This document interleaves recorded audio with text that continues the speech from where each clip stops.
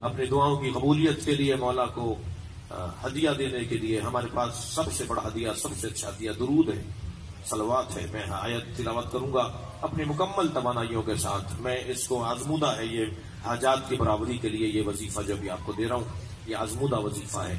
میں 14 مرتبہ ہم سب مل کر اپنی توانائیوں کے ساتھ درود ہدیہ کریں گے 14 معصومین کو، اور اپنی حاجتوں کو بھی ذہن میں رکھیں گے۔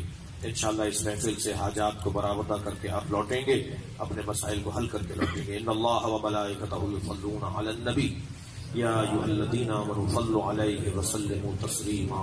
اللہم صل علی محمد وآل محمد۔ اللہم صل علی محمد وآل محمد۔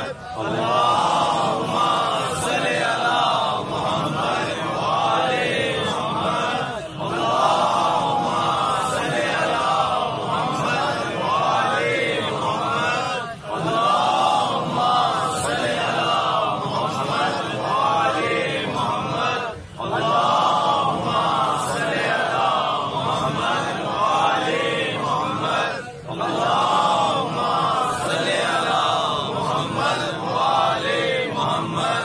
اللہم صل علی محمد وآل محمد۔ بلند